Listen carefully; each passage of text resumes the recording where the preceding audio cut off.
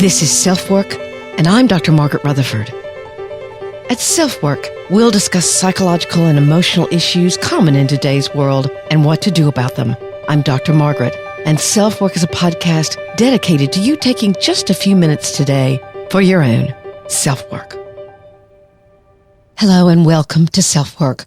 I'm Dr. Margaret Rutherford, a clinical psychologist out of Fayetteville, Arkansas, and I started SelfWork more than 4 years ago to extend the walls of my practice to those of you who might already be engaged in therapy or just are very interested in psychological and emotional issues, to those of you who've recently been diagnosed with something and you're looking for answers, or you have a relationship issue that you don't understand. But thirdly, to a group of you who might say, I'd never darken the door of a therapist, but you're here listening to SelfWork because there's something nagging inside of you that you want answers to as well. So thanks for being here on this 216th episode of SelfWork. I was recently asked to contribute to an article on the effect of the pursuit of perfectionism as it's tied to the growing use of cosmetic injectables in teens and women in their 20s. In fact, 20-somethings are becoming hypervigilant about extremely subtle signs of aging. And they're being told by estheticians and plastic surgeons that if they, quote unquote, start now, they can fend off the dreaded wrinkles that are awaiting them down the doomed path of aging. It's expensive, and I would say more than just financially, but lots of young women are doing it. All of this made me think of a picture on Instagram I noticed months ago, a before and after, of a young woman who was about 22, hadn't had cosmetic procedures at the time of the first picture, and the second one was after she'd chosen to have multiple facial injectables. The difference was evident. The first picture, she looked kind of outdoorsy and smiling, very attractive young woman. Her skin tone was tanned, her hair long and sort of dusty blonde. In the second picture, she actually looked less unique and more like what we might think of as generic beauty. She was beautiful, all right, by American standards. No longer tanned, but she had an expertly crafted snow blonde hair color, long and shiny, eyes and lips that were really colorful, cheekbones that stood out prominently, and her skin was very clear. Far be it from me to say that that's a bad or a harmful thing. It does, however, make me think about where you get true self-esteem. What exactly does it have to do with how perfect your look and your life appear to others? And do these kinds of things make you happier, or does it appear to others that you have a happy life? It may sound very familiar to those with you who know I talk a lot about perfectly hidden depression. The listener email today is from someone who suffered childhood neglect, and she knows it's affecting her relationships in her adult life, and I'll hope to help out where I can. So glad you're here. And in this episode, sponsored once again by BetterHelp, we're going to talk how much we're all being affected by showing the world a perfect picture of our lives and how that search is affecting self-esteem and happiness. And we'll talk about the 3 sources of true happiness.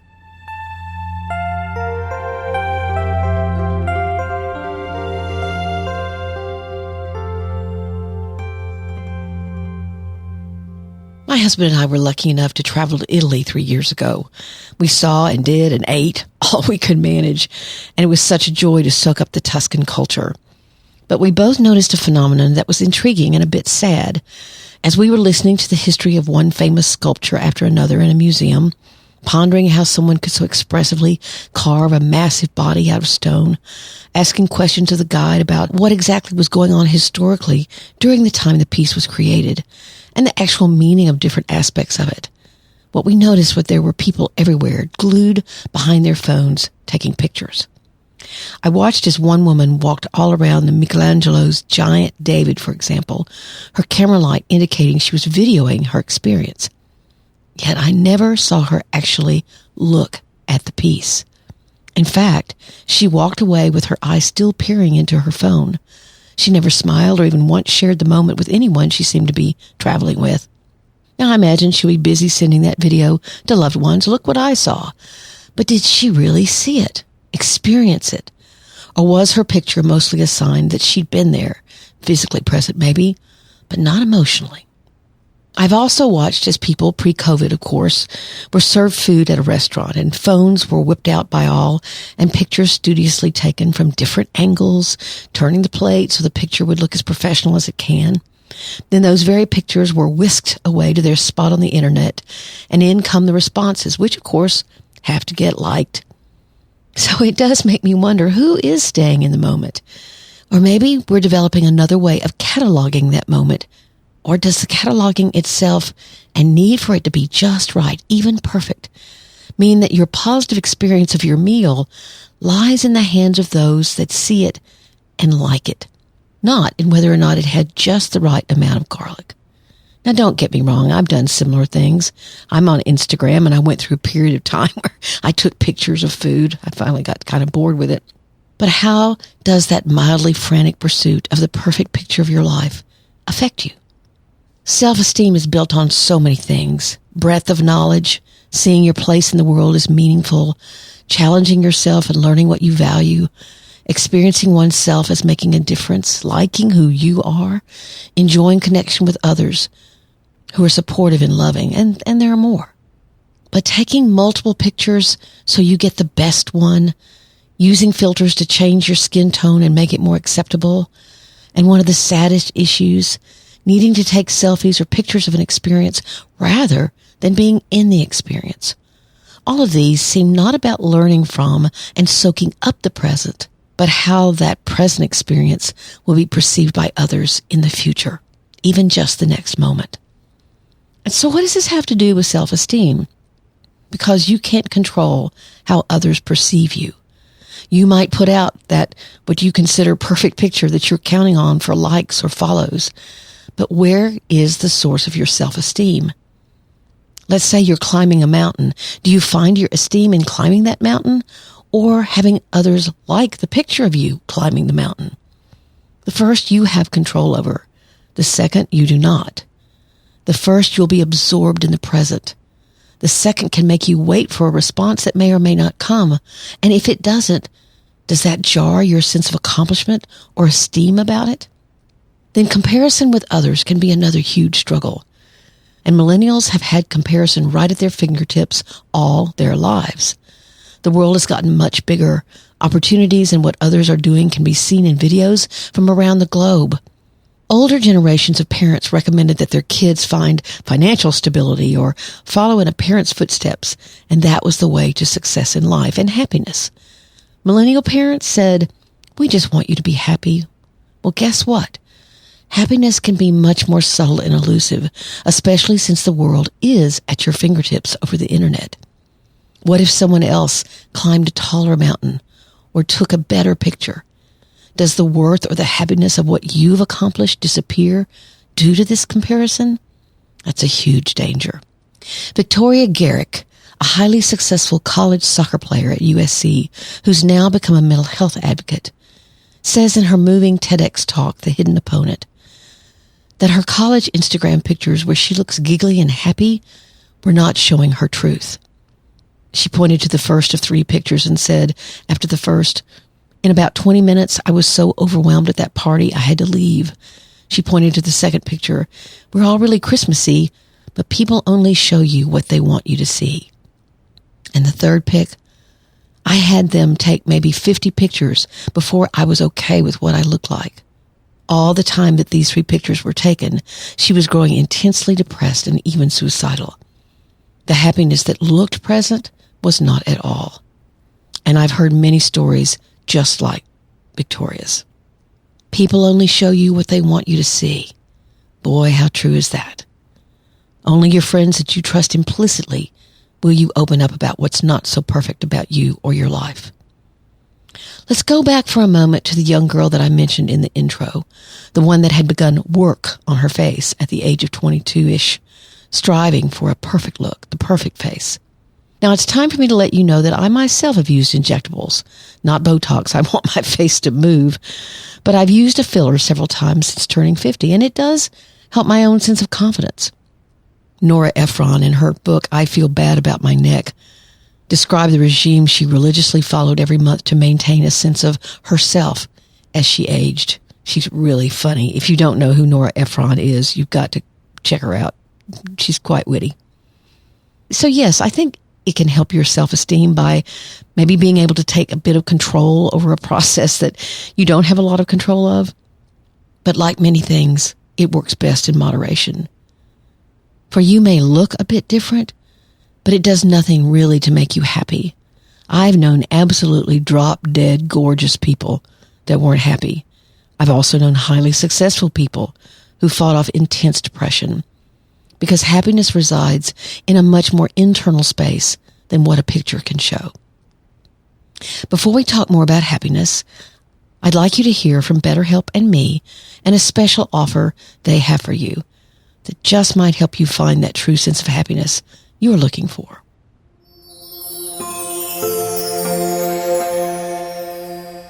BetterHelp has now been a sponsor of SelfWork for a few months, and I've been hearing how pleased you are with their services. I couldn't be more excited about that, as by now you know I'm a huge believer myself in the power of therapy. What is BetterHelp? It's an online therapy service that has earned the #1 ranking for the quality of their service to their consumers. When you contact them, you are offered several different licensed professional therapists to choose from, all that have been vetted by BetterHelp. You can have sessions via video, text, or phone, and I found, because of course I checked it out before recommending it to you, that each therapist was very available, literally a text away, and made some of the same therapeutic suggestions to me that I'd offer myself as a therapist. Here's an excerpt from a listener who wrote in. I'm a 23-year-old living in Brazil. I'm only writing this message in order to express my gratitude towards you and your podcast. Having anxiety disorder, I always felt like I needed therapy, but I was too anxious to start it. With SelfWork, not only I've learned some valuable insights about dealing with my condition, but also the basics of how therapy sessions work, which allowed me to finally get some courage to start it. With the coronavirus pandemic, I'd also been concerned about attending personal sessions, but then I learned about BetterHelp in your podcast, and it sounded just perfect for what I needed. I've been getting online counseling from BetterHelp for 6 weeks now, and I feel like it's been helping me a lot. That's just so wonderful to hear. And now BetterHelp has a special offer for you. 10% off the first month of sessions if you use this link.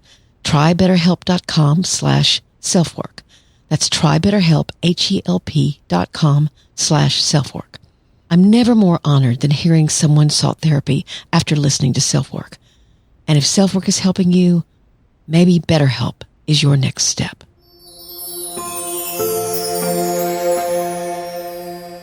I looked at several posts from the world of positive psychology that were trying to talk about what exactly was the root of happiness.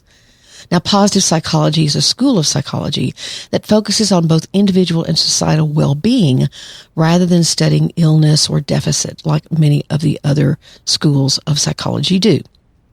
I found an article by Anushka Rees that was simple and to the point, so I'll be pulling more from her article, and as usual, I'll have it in the show notes, and here on the episode, I'll add my 2 bits. She points out 3 major sources of happiness: pleasure, challenge, and meaning.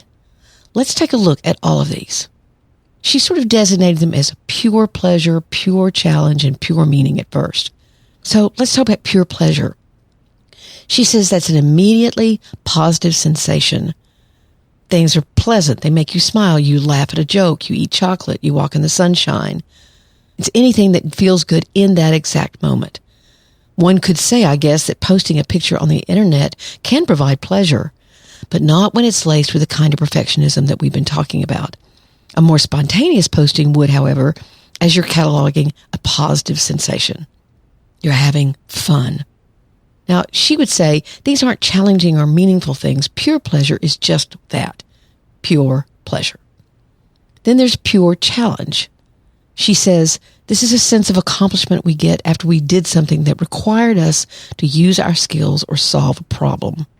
You don't necessarily enjoy the activity, but you feel some satisfaction. You feel happiness because you had the motivation and determination to get it done and to use what are already your skills. And that sense of accomplishment can make you happy. Then there's pure meaning. This is an activity that we consider to be worthwhile and that has a greater purpose. Improving yourself, doing something in your community, working for a social cause, Parents probably do a lot of activities in the purely meaningful category, meaning that they do a lot for their children because it's meaningful for them. It has a higher purpose. But it's not necessarily difficult, nor is it pleasant. Again, when it's pure. Then she says there's certain things that can be combined, like pleasure and challenge can be combined. So these are things you like doing, but also do require some effort. And she says activities that fall into this category have the greatest flow potential. So literally you can get lost in the doing of it. And then combine challenge with meaning.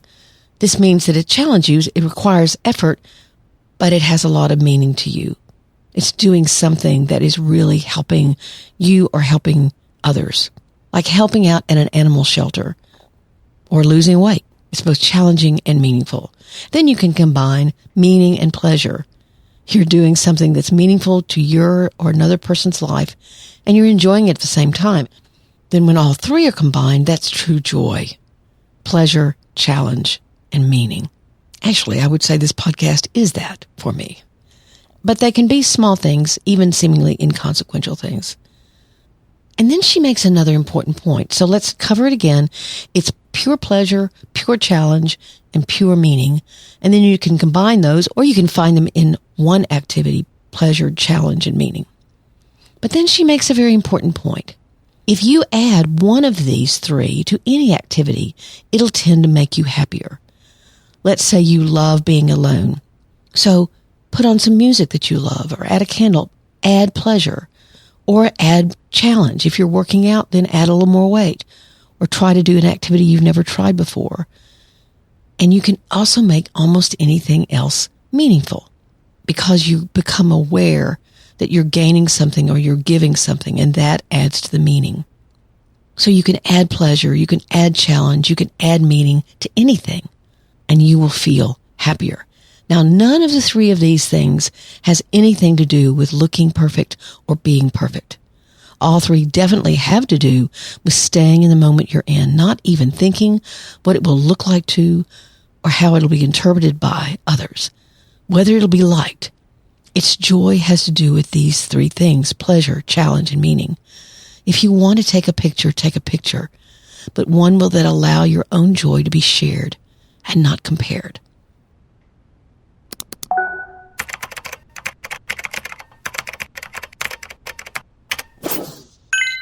This woman used the speak pipe function, which is found either on the landing page of my website, or you can find it here in the show notes. And she talks about childhood neglect. Hello, my name is Patricia. I'm looking for your podcast or writings on neglected childhood because it affects my relationships today, and I can't find it. If you can find it for me and send it to me, I'll be exceedingly grateful. Thank you so much. Bye. So in response to this question, I would recommend that she listen to episode 124, where I talked about learning from the voices of childhood neglect. And that will be in your show notes as well. What I don't mention in this episode is the concept of attachment.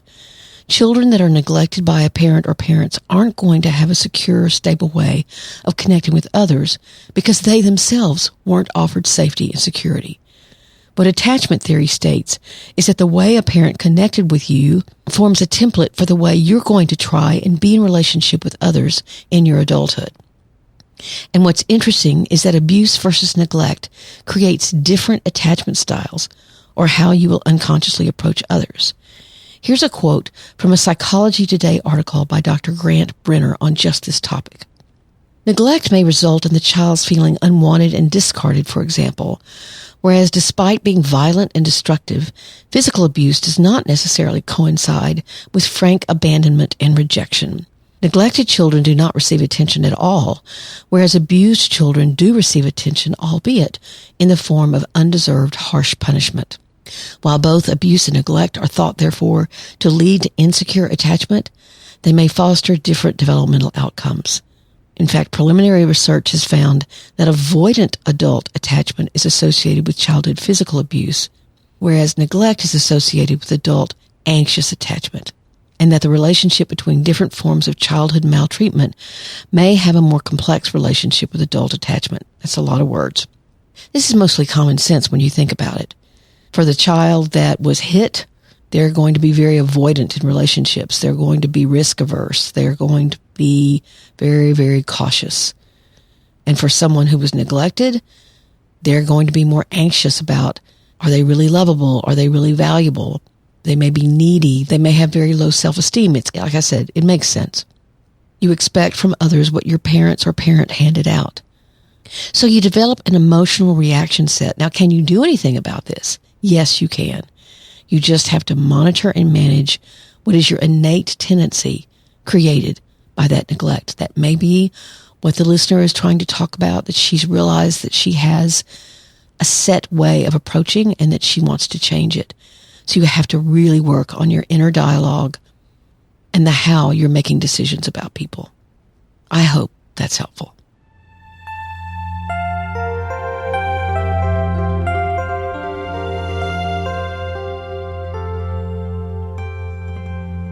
I want to thank you all for being here. Some of you have left such kind reviews, and I truly want to thank you for those. I actually sent one of them to my editor because she said, or he said, your sound is lovely, transitions, editing smooth, and content evocative and direct. So, yeah, that's my editor. He's a genius. His name is John Crowley out of Little Rock, if you want to find him. But here's another one. Just found this podcast this week. I'm really enjoying it. I'm a therapist in the field 20 years. I don't always agree with Dr. Rutherford, but I enjoy my one-sided conversation. After that, either shifts my view or solidifies my view. This takes tremendous effort to do and is done with such professionalism. Thank you for sharing with us. You're so welcome. And whoever you are, I invite you to email me at askdrmargaret@drmargaretrutherford.com and tell me your perspective. I would love to learn from you. And thank you all for sharing that you enjoy SelfWork. As I've said many, many times before, you're my best marketing team. My book, Perfectly Hidden Depression, is out and has been out for about 14 months now. It can be found anywhere you want to buy books. It's really about people who need to stay in control and have great difficulty expressing any kind of painful emotion or connecting with it in any way. There are over 60 exercises in the book that help you do just that, whether you consider yourself a perfectionist or not. I've had several people tell me they've read the book. They don't consider themselves a perfectionist, but they got a lot out of especially the workbook experiences and just the general overall tone of the book. So it's a compilation of my own experience as a person, my experience as a professional, and my passion for trying to get this message out before we lose more people to suicide who simply don't look depressed to anyone. And that's frightening. I also want to announce something that I probably should have announced a long time ago, that I am available for book club meetings or seminars. And soon on my website, you'll be able to find the direct selections that I can offer. I'm developing courses anywhere from 30 minutes to 2 hours to a day-long training. I'd be happy to come to your group, whether you're a therapist or not. I'm quite good at Zoom these days, so we can always connect via Zoom. Just email me at askdrmargaret@drmargaretrutherford.com, and I'd love to talk to you about it. Thank you as always for being here. I do have a Facebook closed group at facebook.com/groups/selfwork. We're 2,600 strong, very diverse, wonderful, supportive group. Please take very good care. These are scary and challenging times, and I certainly hope that you can find happiness within them. Thank you for making SelfWork a part of that journey. I'm Dr. Margaret, and this has been SelfWork.